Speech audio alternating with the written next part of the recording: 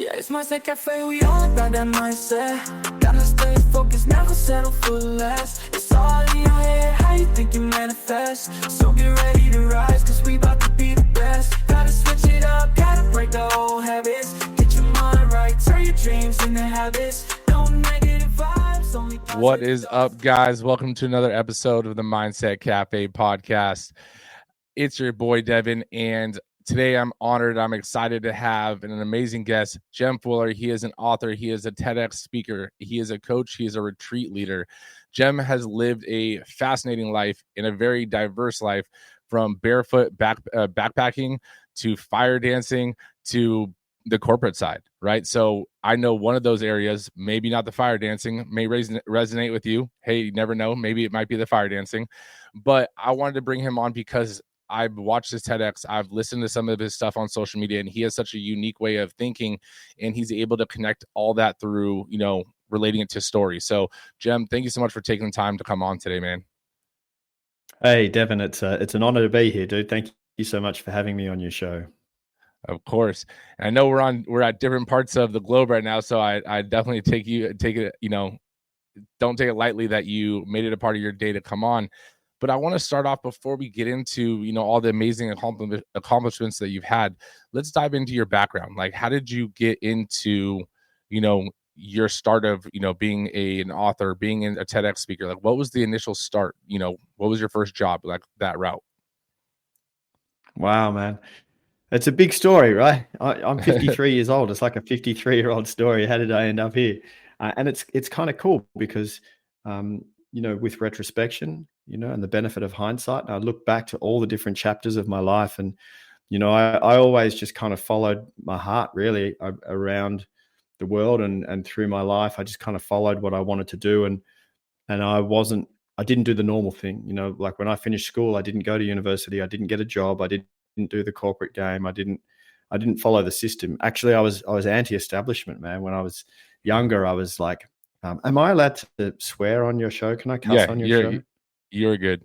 Okay. All right. Because I don't want to upset anyone. But when I was younger, man, I was a punk. I was like, fuck the system. I don't want to be a part of that, and I went and lived in squats in London and was barefoot backpacking around India and the subcontinent for years, man. Like, best part of a decade, I was just kind of bumming around the world, and and that's where the fire dancing and the tattooing came in, and kindergarten teacher in Taiwan for a year, and motorcycle courier and laborer, and volunteer in third world countries, and just kind of cruising, man. And so, but I just didn't want to be a part of the system.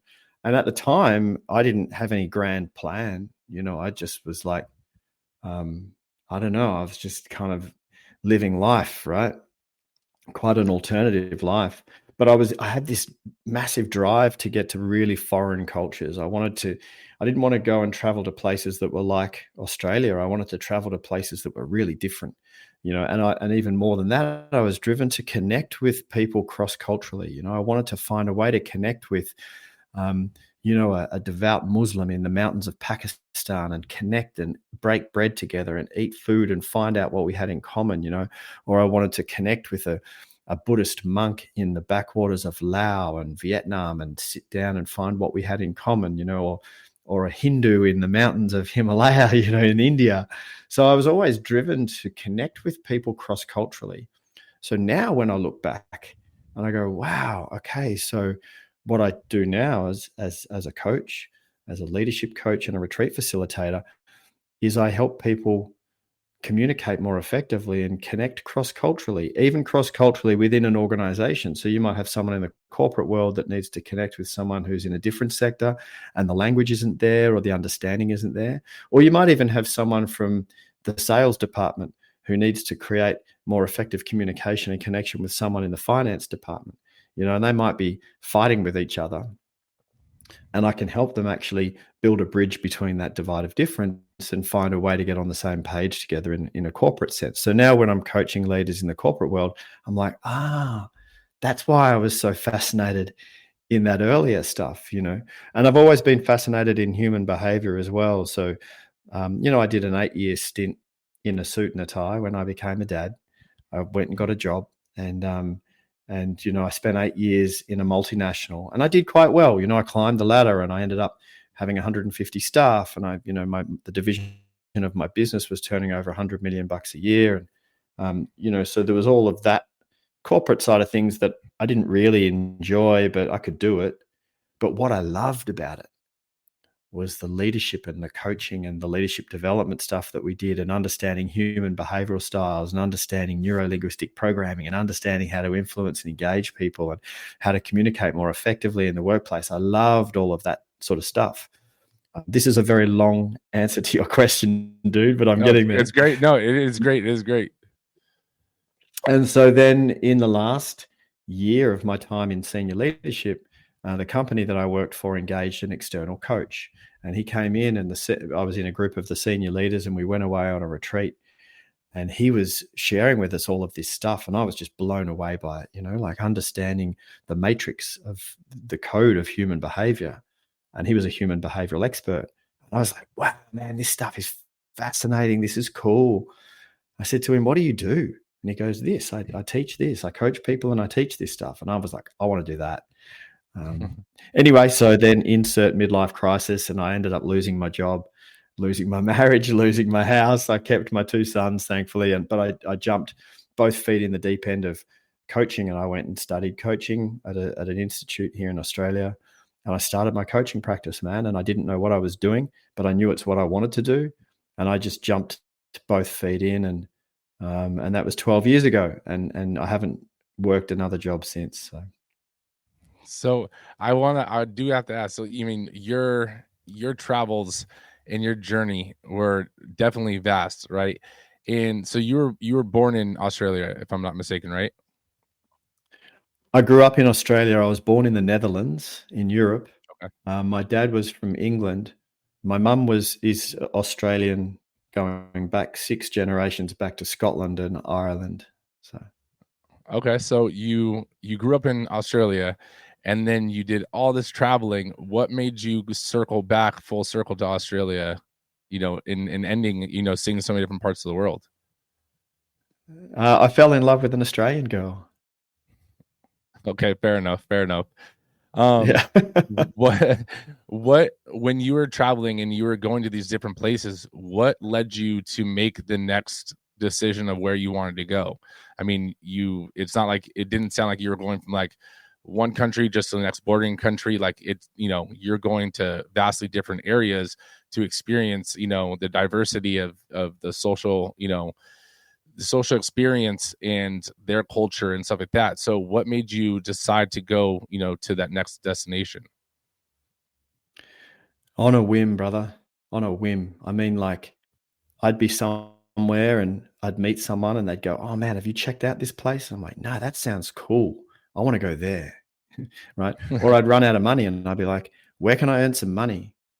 And someone would say, oh, we just were teaching English in Taiwan, and you didn't need any qualifications. You can just go there and get a job teaching English and earn US dollars. And I was like, cool, I'm going there. So I ended up spending a year and a half in Taiwan, and then you're in Taiwan and you meet someone who goes, oh man, have you ever been here? And I'm like, no, I want to go there. So it was like that, bro. That's crazy. I mean, I personally couldn't do that. That takes another level of not just risk, but willing to explore and the uncertainty behind it.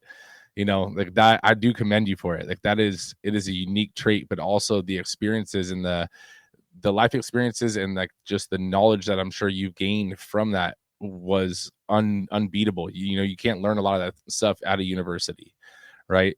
So yeah, absolutely. I think the tricky part is because, thank you for saying that.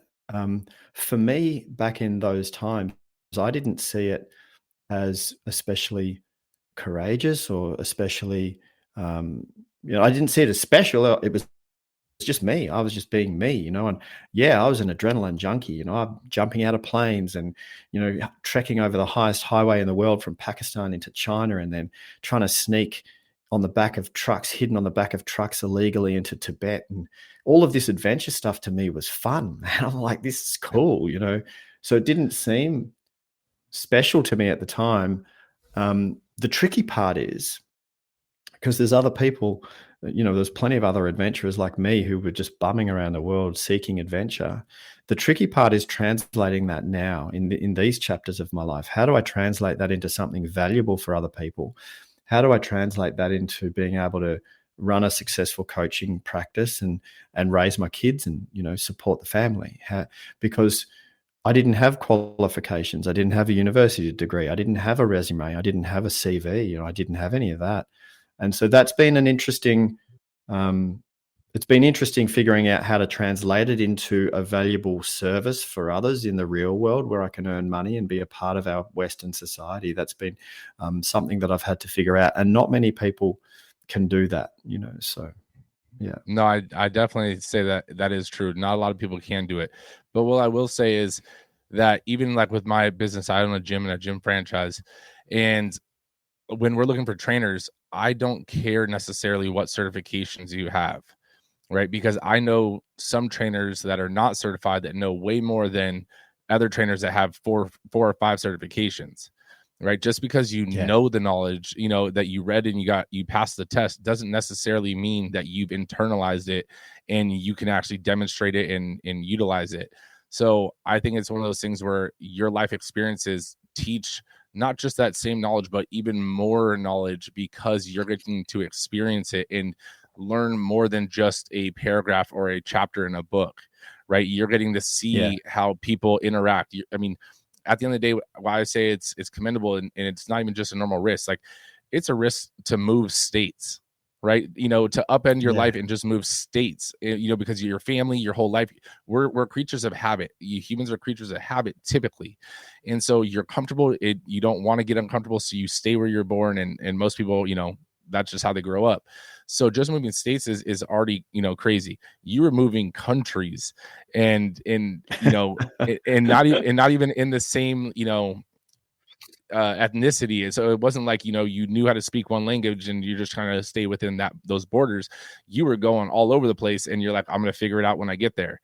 So that's why I said that's commendable on that aspect for sure, because that is another level of risk taking as well as uncertainty, most people wouldn't take for sure. So I think that the coaching you do offer and the knowledge that you do have can't be replicated as easily as someone that goes to just a university and learns the same as, let's say, you, me, the next person, and we're all teaching the same exact thing.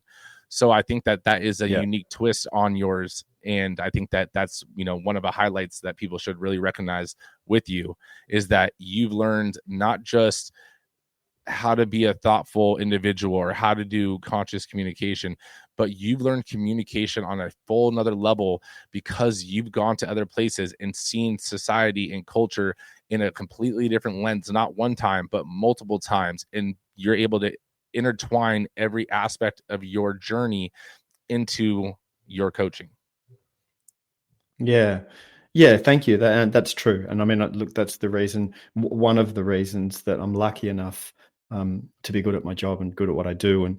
And people know that I'm authentic. It's like I didn't just read it in a textbook, like you said, and then I'm just regurgitating stuff out of a textbook, and I don't suggest for my clients to start to create habitual daily practices that I don't already practice. It's not like I'm saying you need to go and create a daily meditation practice, but I'm not doing it, or it's not like I say you need to, whatever it is, any of the work that I do, I live and breathe it. So there's that authenticity there. And it means a lot. And, nobody ever asks me for qualifications. I run a high ticket retreat in the Himalayan mountains where we transform lives, and it's all word of mouth. It's all off reputation from doing it for 10 years. And people never say, what are your qualifications to do this? Or how are you, it's just never a question. People just get the authenticity. They come, they have the transformational experience, and they're like, whoa, wow, you've changed my life, dude. And then they tell other people about it. So yeah, I love that. I don't spend money on marketing. My clients come to me through referrals, and it's all based off doing good work, which is beautiful. Hey, you just reminded me of something, man. Like, I took it for granted. I used to get a one-way ticket to a foreign country and just have a one-way ticket, get off at the airport and have nothing planned. I just have a backpack and figure it out, right? My 20-year-old, I've got a 20-year-old son. I've got a 18-year-old, and my partner has 17 and 15-year-old. So we've got 4 of them in our blended family. And my 20-year-old went traveling on his own last year. And before he was going, he said, "Dad, what do I do when I get to a foreign city in Europe and no one speaks English and I don't know where to go? What do I do?" And I pointed at his iPhone and I said, "Dude, you've got an iPhone. What do you mean? It's like all there. Everything you need is there. I mean, you can literally tell your iPhone to translate, go up to someone and say, how do I say, where is a hotel in French? And, and everything you need is on your iPhone." I said, "Dude, I was traveling before smartphones were even thought of. I used to have it was called the Lonely Planet Travel Guide book. I used to have a Lonely Planet buried in the bottom of my backpack somewhere. And occasionally I'd pull it out and look at it. But mainly I'd just kind of get off and walk up to strangers and just go, with a little bit of their language that I'd learned on the plane, and just go, help." That's funny though. I mean, it's so crazy because now even with like AI and everything, they have headphones that can translate automatically as someone's talking to you and stuff, or even like Right. those meta glasses. But doing it the way you did it, I never traveled like that, but I remember even having to drive with like MapQuest and printing out directions, and using them like a map that way. It's like, if you miss a turn, you got to figure things out, and it's no rerouting. So I did want to mention something, because you did mention meditation, right? And I want to ask, what do you believe, or in your opinion, how does like meditation or mindful meditation play a role in communication or improving, relationships, or does it? Yeah, 100%. I mean, I engage mindfulness meditation as opposed to transcendental meditation or mantra meditation where people repeat a saying, whatever. My preferred meditation is mindfulness meditation, and that quite simply is an observation of the present moment. You just quite simply observing whatever you can notice in consciousness in that moment. So whether you're noticing sounds, or whether you're noticing sensations, or even noticing your thoughts, right? These thoughts that just keep bubbling along like a brook, like a stream. Just note it. You can even just be noticing your thoughts. But the ongoing experience of mindfulness meditation is profound in terms of your quality of life. You talk about mindset, right? So quite often we become, in fact, most of our lives, we are identified with our experience or our thoughts in that moment. So we're having thoughts and we are identified with them, like, this is me. I'm doing the thinking. This is who I am. But your thoughts just come, whether you're not actually doing the thinking most of the time. The thoughts are just appearing, right? But we identify with them, or we identify with our emotional state, like, I am angry, or I am frustrated, or I am chill, or I am calm. Like, that's who I actually am. But an emotional state is just a transitory physiological state of being. It comes and it goes, right? And it's triggered by the external and internal environments, and it's always changing. But we identify with these things. We also identify with our political beliefs or our ideology. So I am Republican, or I am Democrat, and or I am a pro-vaxxer, or I am an anti-vaxxer, etc. Right? We identify with these ideas.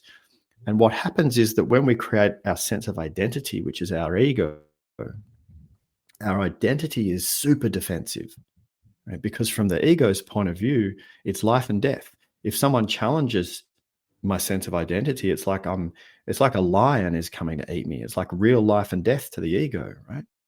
And so what happens when someone comes with a different idea or a different opinion, we're going to war, dude, right? You voted for him, I voted for them. Like, we're at war, man. We are not friends anymore. You are the adversary. You are the enemy right now, just because of a different idea on a political party, or a different idea on vaccination, or a different idea on pro-life, pro-choice, or pick your conversation, right? So mindfulness meditation is the practice of going to a place of observation, just observing all the thoughts, all the ideas, all the emotions, just observing them, not being identified with them. So you are as consciousness, which means that when I'm in communication with you and you have a different idea to me, I'm not getting my back up. I'm not getting all defensive. I'm not ready to go to war with you. I'm listening. I'm just listening. Just listening. Or maybe I'm even curious. Wow, how did you come to think of it like that? So my ability, I'm not talking about me per se. I'm talking about anyone who has been developing the ability to come to a place of mindfulness and consciousness in communication is way more effective in communication because you're not reactionary. You're not identified with your ideas and getting defensive. You're just simply present and listening and curious. No, it definitely makes a lot of sense. So what inspired you? I mean, so we can dive a little bit into like the conscious communication, in your book, The Art of Conscious Communication for Thoughtful Men. What inspired you to write the book, to start? So I wrote the book in the first year of COVID, and the state here in Australia where I am, Victoria, we were apparently the most locked down over the longest period of time globally. Like we got proper locked in here for a couple of years. And anyway, so I started writing the book in the first year of COVID, and it had just become really clear to me that communication was so fundamentally important, and that it was the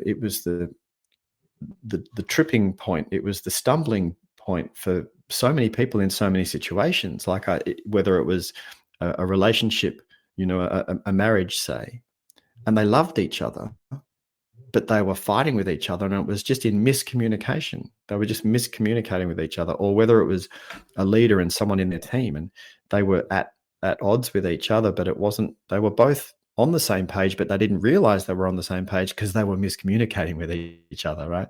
Or whether it was an entrepreneur who had amazing ideas around, a service or product that they had dreamt up that they wanted to deliver, create and deliver, but they were failing because they couldn't communicate it effectively, right? So communication underpins our ability to be effective in every aspect of our life, whether it's just taking an idea and manifesting it into reality. Like you think about Einstein could have had all of his genius revelations about the theory of relativity and everything. But if he couldn't communicate those, it would have amounted to nothing. Einstein wouldn't have been Einstein if he couldn't communicate, and back to what we were talking about before with this division thing with, the algorithms and the divisiveness and the social media platforms and everything trying to pit people against each other. The communication has deteriorated. That's what's going on, and people are just shouting at each other over these digital divides. So it became pretty clear to me that communication was really important, and I think because it's so fundamental for us as humans, it gets overlooked. It gets overlooked in terms of its importance. And so I started writing a book about being more conscious in communication. And then I engaged a book writing mentor, and she said to me, Jem, you need to pick an audience. And she said, I think this book, I think men really need some help with this. I think you could write a book specifically for men. And I agreed with her. So I wrote the book for men. And funnily enough, it's mainly women that pick it up off the shelf and buy it and then try and get their husbands or sons or brothers to read it. So. That's funny. So I mean, Yeah. the audience still is men, but then it's just you've been able to kind of get it so that the wives or the girlfriends, buy it and gift it, So that's honestly that's Yeah, funny. and they read it. Yeah, and they read it and they love it. Like I feel happy because the book is helping people. Right? It's not a bestseller. I mean, it was a bestseller on Amazon, but pretty much anyone can do that. It's not like it's gone and sold 1 million copies, but the people that have read it, a lot of them reach out to me and say, hey, thank you so much for your book. It's actually really helped me. And I have women reach out and say thank you for it, and they've read it. I had this one woman from Europe send me an email and say, hey, I just wanted to say thank you for your book. I'm a single mum. I've got 2 sons, and this book has really helped me in terms of the way that I'm going to parent my boys. So Wow. it was beautiful.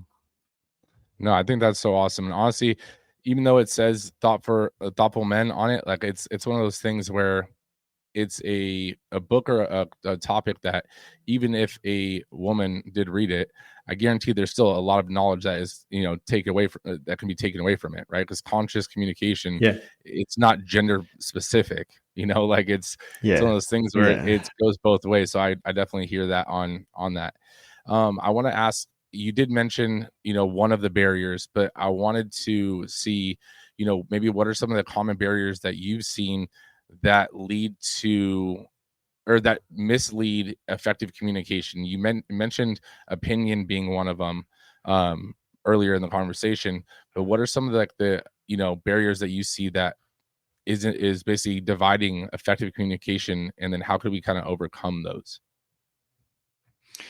Yeah, another thing that really can negatively impact conscious communication is our inability to regulate our emotions.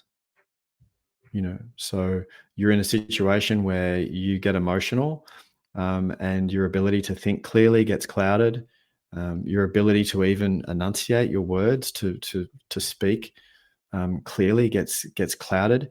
Um, and I know you'll have listeners who know what I'm talking about. You're in that moment and you kind of know what you're feeling, but you can't get it out right, and it doesn't come out right, and the other person takes it wrong, and then you get upset and they get upset, and you end up in this moment that's just not, the communication's gone down the toilet. And so it's interesting.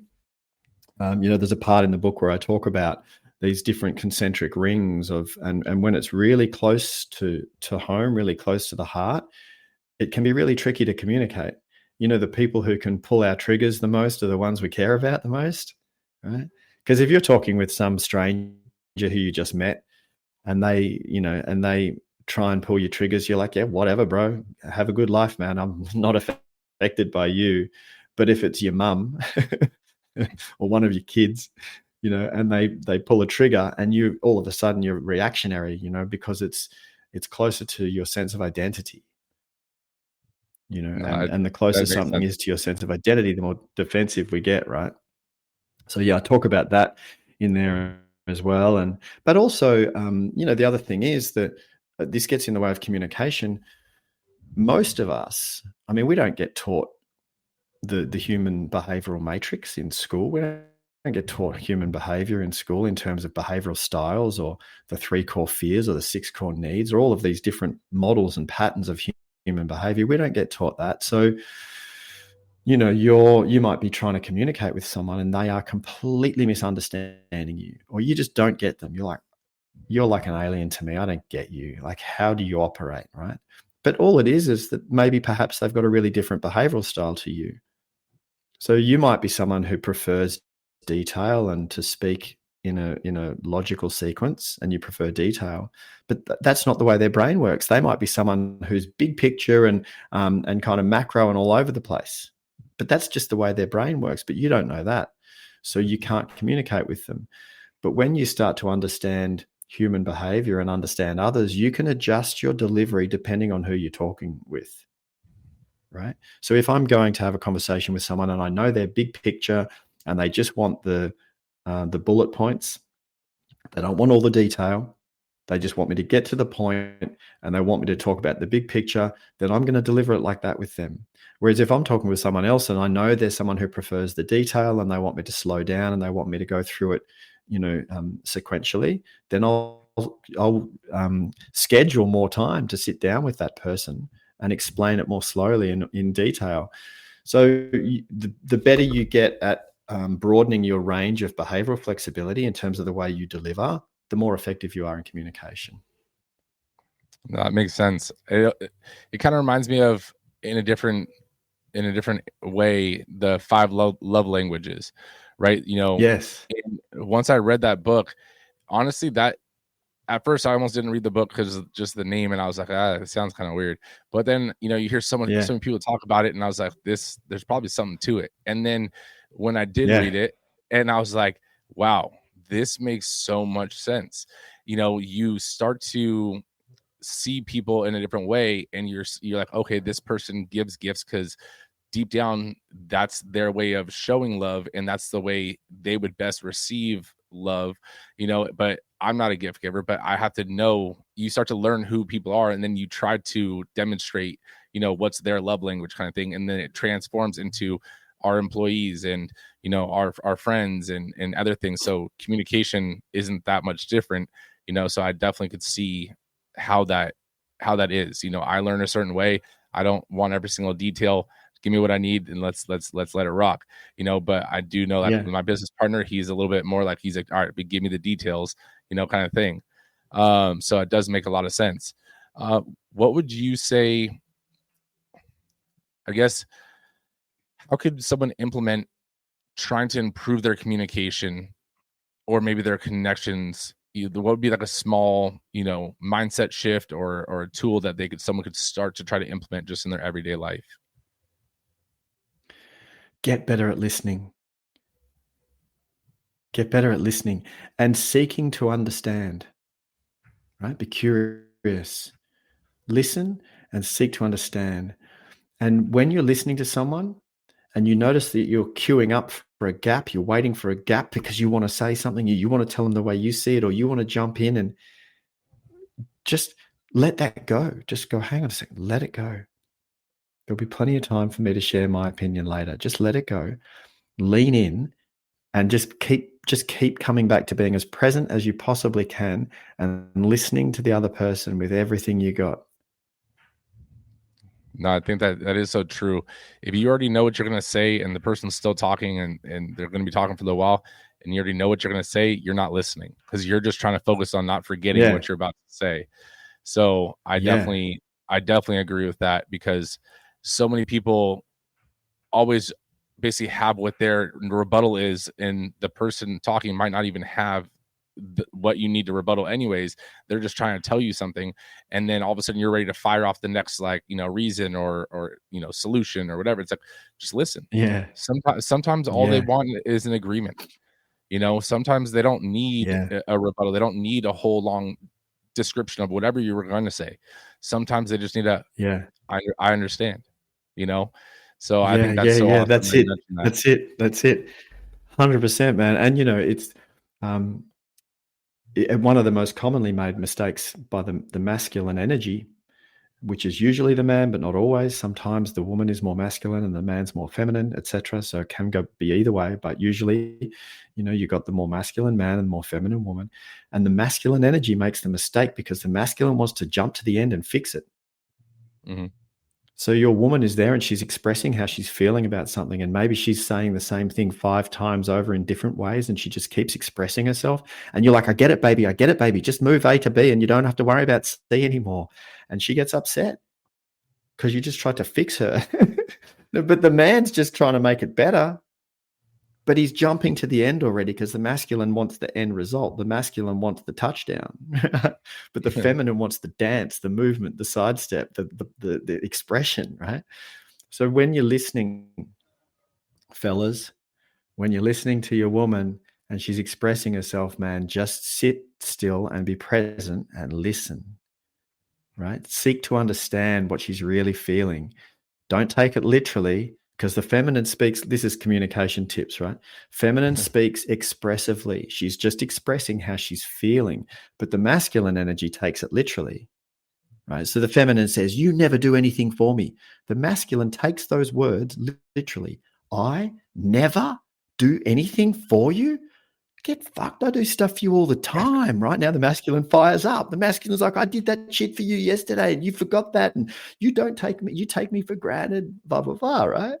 It's like, masculine, chill out, dude. Don't take her literally. She doesn't mean never. She means right now, you're not helping me with this thing and I'm feeling frustrated, right? Seek to understand and don't jump to the end and go, I'll fix you. I'll just fix it. Just fix this problem. Even though you're coming from a place of love because you love her and you want to help her, just sit still, brother. Listen, seek to understand, No, I agree with that. I mean, me and my wife had a similar conversation, after numerous conversations, but the conversation was me understanding that sometimes, because there was, not to dive into the story, but there was a story she kept telling me or an issue she kept presenting to me. And I was trying to basically tell her how to solve it, or, she could do this, that. And then I could tell she was getting frustrated when I would tell her, and then the conversation kind of ended. And then I was like, so are you going to do that? And then she would get annoyed. And I was like, I don't understand why you're annoyed right now. Like, I just gave you the answer.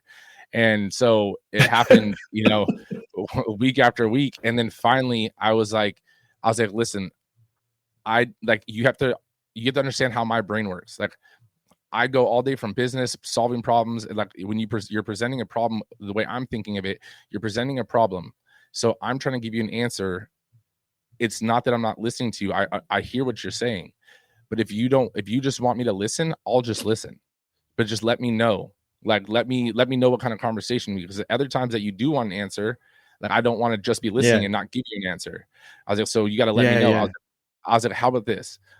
Moving forward, I'm just going to think that you're venting, and I'm going to listen to you, and we'll talk about whatever it is.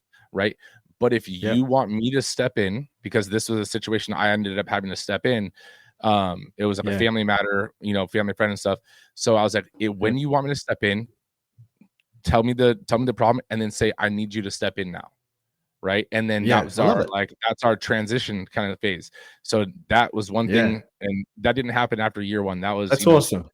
That's years after being together. Awesome. That's conscious communication, right? Conscious communication is also communicating about communication, right? Exactly what you guys just did. You're like, oh wow. So sometimes you want me to just listen, and sometimes you do actually want me to step in, right?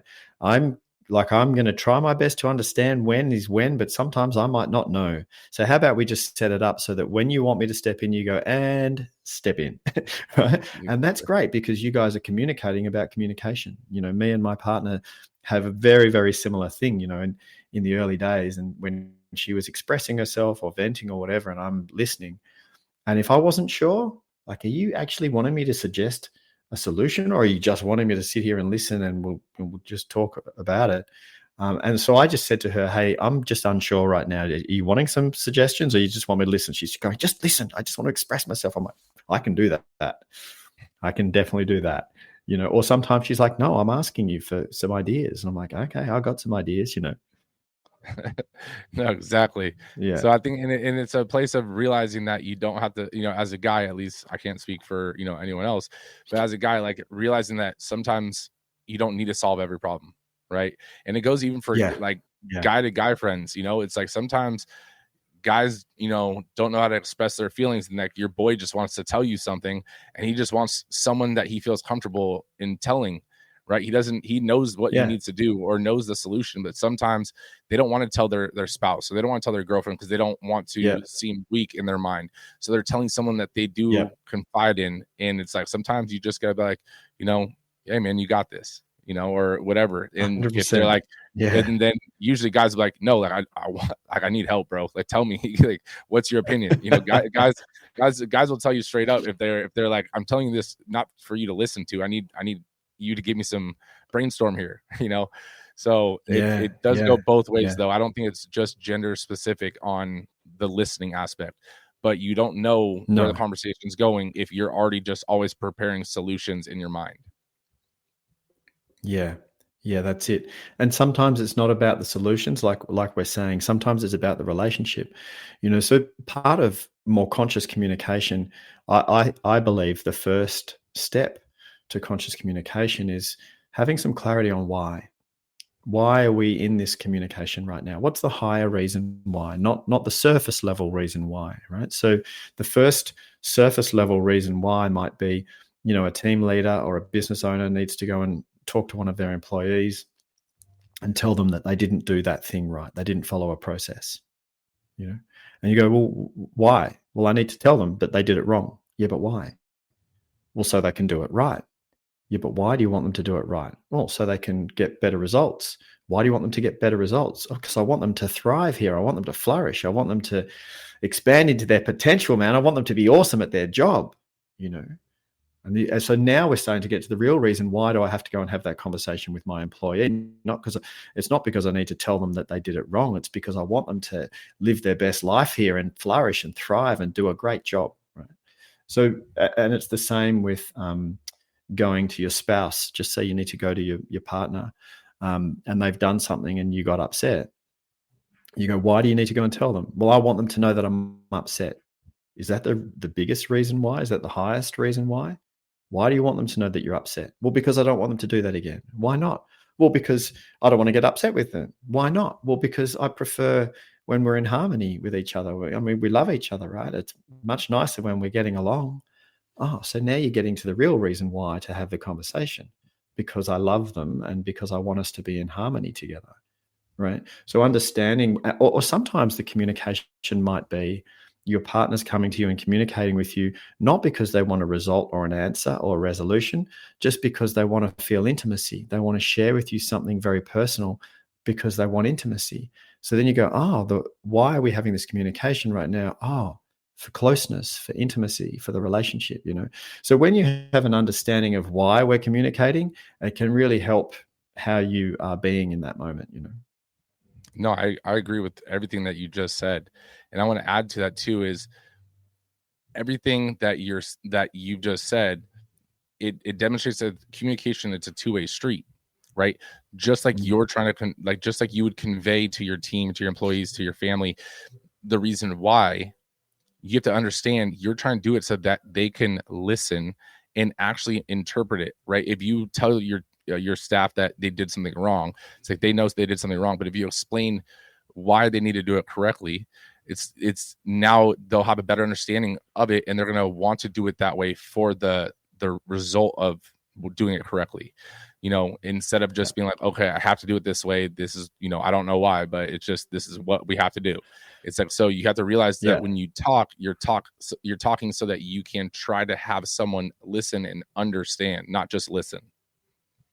Yeah, absolutely. And I think if you approach the conversation starting with the highest why and work your way backwards through the whys, then they're going to get it. Like you said, so if you went to your employee and say, hey, I care about you kicking ass here. I care about you thriving here, right? And when you've had a great day here and your clients have had an awesome experience with you, and you go out the door at the end of the day with a smile on your face and you're like, I love my job. That's me just going, yes, right? That's what I want for you. I want you to love being here, and I want you to love getting great results, right? So that's why I'm having this conversation with you. And the reason we've designed this particular process in this way is because when you do it in this way, then the clients get to actually embody what you're teaching them, and then they're more likely to do their exercises the right way or whatever it is, right? So that's why we have this process like that. And they go, oh my God, I get it. Or the reason why we fill out this client information here in the system here is so that if you're away and one of the other PTs is looking after them, they've got all of the background information, so they know their injury history and they know the blah, blah, blah, blah, blah, right? So we can provide a better service for our clients. So they're more likely to come back to us and ask for you to be their PT. That's why we do it like this. And they go, oh, and they get it, like you're saying, right? And then they're way more likely to adopt the process because they get the whys. 100%. So you've already dropped so much knowledge, but before we wrap up, I like to ask one question, right? And I don't like to give people this leading up to it, just because I want it to be the first thing that comes to mind. Now, on Jem's legacy wall, right? This legacy wall, you get to leave one lasting message for the up and coming generations. It could be in any area of life.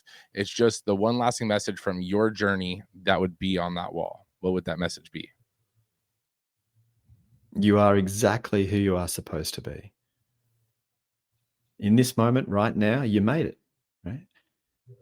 So that would be the billboard thing, but then underneath, the description underneath would be, I'm not talking about the future version of you. You are going to evolve and change and grow and become who you become. And I'm not talking about the past version of you. I'm talking about you right now, in this moment. You are exactly precisely who you are supposed to be, where you are supposed to be. You made it. Well done. Take a breath. I like that. That's the first for the show. I like that one. Honestly, that is so true. So where can people connect with you and learn more about what you got going on, social media or, your retreats or even your coaching? Yeah, follow me on Insta is where I do most of my sharing of content is on Insta. Jem Fuller, JemFuller. The website, jemfuller.com. You can get a whole bunch of free resource on there. I've got a couple of free ebooks you can get on there. I've got free courses you can go to.